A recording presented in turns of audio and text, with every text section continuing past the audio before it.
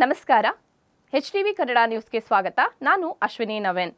Neat ಪರೀಕ್ಷೆ ರದ್ದು ಹಿನ್ನೆಲೆ ಸಂಸದ ಡಾಕ್ಟರ್ ಕೆ ಸುಧಾಕರ್ ನಿವಾಸದ ಎದುರು NSUI ಹಾಗೂ ಕರ್ನಾಟಕ ಪ್ರದೇಶ ಯುವ ಕಾಂಗ್ರೆಸ್ ಕಾರ್ಯಕರ್ತರು ಪ್ರತಿಭಟನೆ ನಡೆಸಿದ್ದಾರೆ. ಬೆಂಗಳೂರಿನ ಸದಾಶಿವನಗರದಲ್ಲಿರುವ ಸುಧಾಕರ್ ನಿವಾಸದ ಬಳಿ ಜಮಾಯಿಸಿದ ಪ್ರತಿಭಟನಾಕಾರರು ಕೇಂದ್ರ ಸರ್ಕಾರದ ವಿರುದ್ಧ ಧಿಕ್ಕಾರ ಕೂಗಿ ಆಕ್ರೋಶ ವ್ಯಕ್ತಪಡಿಸಿದರು. ನೀಟ್ ಪರೀಕ್ಷೆ ವ್ಯವಸ್ಥೆಯ ವೈಫಲ್ಯಕ್ಕೆ ಕೇಂದ್ರ ಸರ್ಕಾರವೇ ಹೊಣೆ ಎಂದು ಆರೋಪಿಸಿದ ಪ್ರತಿಭಟನಾಕಾರರು ವಿದ್ಯಾರ್ಥಿಗಳ ಭವಿಷ್ಯ ಹಾಳಾಗಿದೆ ಎಂದು ಆಕ್ರೋಶ ಹೊರಹಾಕಿದ್ದಾರೆ.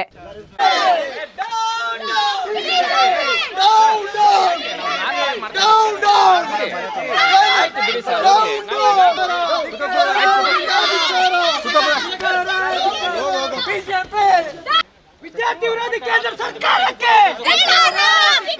ವಿದ್ಯಾರ್ಥಿ ವಿರೋಧಿ ಕೇಂದ್ರ ಸರ್ಕಾರಕ್ಕೆ ಮೇಡಮ್, ಕಾರಣ ಬಂದು ಮೆಡಿಕಲ್ಗೋಸ್ಕರ ತುಂಬ ಕಷ್ಟಪಟ್ಟು ಮಕ್ಕಳು ನಿದ್ದೆ ಇಲ್ದಲೆ ಊಟ ಇಲ್ದಲೆ ಎಷ್ಟು ಅವರ್ಸು ಎಷ್ಟು ಕಾಲ ಅವರು ಓದ್ತಾ ಇರ್ತಾರಲ್ಲ, ಆ ಶ್ರಮಕ್ಕೆ ನೀವು ಪೇಪರ್ನ ಲೀಕ್ ಮಾಡಿಬಿಟ್ರೆ ಬಡವ್ರ ಮನೆಯಲ್ಲಿ ಮಕ್ಕಳು ಓದ್ತಾ ಇರ್ತಾರೆ.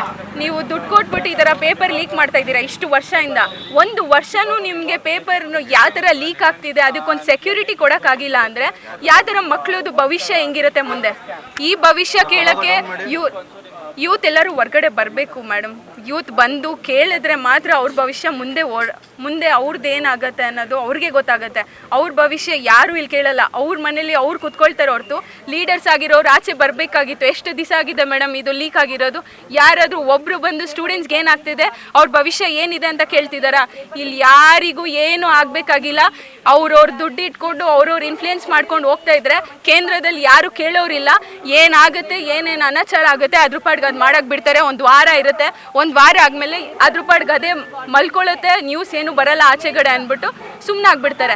ಮತ್ತು ಮುಂದಿನ ಫ್ಯೂಚರ್ ಯಾರು ಅಂತ ಬಂದು ಸ್ಪೀಚ್ ಮಾಡ್ತಾರಲ್ಲ, ಇವಾಗ ಫ್ಯೂಚರ್ ಏನು ಅಂತ ಗೊತ್ತಾಗುತ್ತೆ ಬಿಡಿ ಮೇಡಮ್. ಎಕ್ಸಾಮ್ ಬರೀತಾರೆ ಅಂದರೆ ಯಾರು ಎಕ್ಸಾಮ್ ಬರೀತಾರೆ? ಒಂದ್ಸಲಿ ಅವರು ಚೆನ್ನಾಗಿ ಶ್ರಮ ಪಟ್ಬಿಟ್ಟು ಎಕ್ಸಾಮ್ ಬರೀತಾರೆ. ಆ ಎಕ್ಸಾಮ್ ಆಚೆ ಬರ್ದಾದ್ಮೇಲೆ ನಾನು ಬರ್ದಿದ್ದೀನಿ ಅಂತ ಅಂದಮೇಲೆ ನೆಕ್ಸ್ಟ್ ಹೆಂಗೆ ಸರ್? ಹೆಂಗೆ